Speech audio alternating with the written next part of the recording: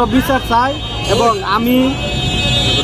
আমরা আমার বাপদাদার সম্পত্তি রেকর্ড সূত্রে আমরা মালিক কর্তৃক সূত্রে এই জমি আমি 5.5% জমি আমি সোহেলের কাছে বিক্রি করছি এবং আমার যে আরও ওয়ারিশগণ যারা দাবি করে তাদের কাছেও সম্পত্তি বিক্রি করছে। আমার সম্পত্তিটুকু না দেওয়ার কারণে তারা সন্ত্রাসী কায়দায় বাড়িঘর সোহেলের হামলা করে এবং ভাঙচুর করে। এর তীব্র নিন্দা জানায় এবং প্রতিবাদ জানায়।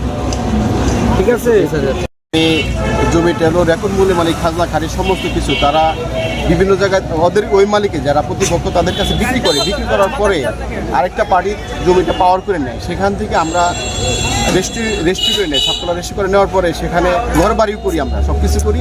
তারা আমাদের বলে যে জমিটা বিক্রি করে দাও আমাদের কাছে, না দেওয়ার কারণে তারা আওয়ামী লীগের কিছু নেতাকর্মী বড় বড় নেতাকর্মী তারা এসে না দেওয়ার কারণে কালকে আমার বাড়িঘর ভাঙচুর করে দারোগা এখানে ছিল। আসার পরে আমার সাথে ভাঙারা বাজারে দেখার পরে সে বলতেছে একটু পরে ফোন আসছে যে ভাই আমার বাড়ি কিন্তু ভাঙতেছে লোকজন, ফোন আসছে। পরে সে আমি একলা লোক কীভাবে যাই এখন ভাই, আমরা গেলে তো হয়তো একটু জামালায় পড়তে পারি, এই জন্য বলছি ঠিক আছে ভাই বাড়িঘর ভাঙুক, আপনারা দেখে পরবর্তী আপনারা একটা ব্যবস্থা নেন। এই পর্যন্ত আমি এটা বিচার চাই যে আওয়ামী লীগের দোষর আজও বাড়িঘর ভাঙচুর করে। আরিফ হলো আপনার শ্রমিক লীগের দপ্তর সম্পাদক, সে নিজে কুবিয়ে বাড়িঘর ভাঙছে, তার সাথে আরও যারা আসাল সন্ত্রাসী কাদায় ভাঙছে। আগামী দিনে যে নির্বাচন, সংসদ নির্বাচনে তারা যে আরও বড় ধরনের সহিংসতা করবো তার এটা নমুনা বোঝা যাইতেছে, আমরা বুঝতে পারতেছি। তাদের আইনগত একটা ব্যবস্থা নেওয়া হোক, মানুষের ক্ষতি যে করতেছে এদের তারা যে সন্ত্রাস, এই সন্ত্রাসের বিচার হোক।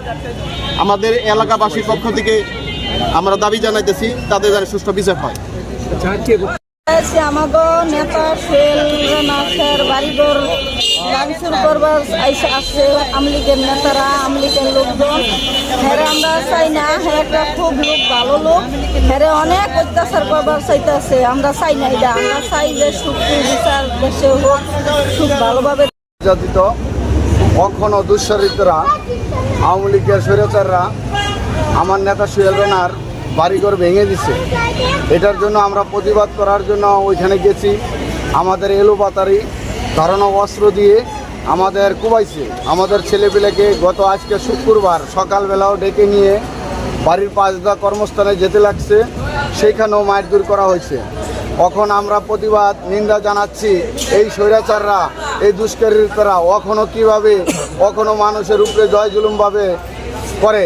এইটার জন্য আমরা এলাকাবাসী মিলে মানববন্ধন করেছি। আমরা সুষ্ঠু তদন্ত করে এটার ব্যাখ্যা স্বতন্ত্রভাবে আমরা এটার আইনের আওতায় নিয়ে আমরা সকলে মিলে এলাকাবাসী এটার বিচার চাই।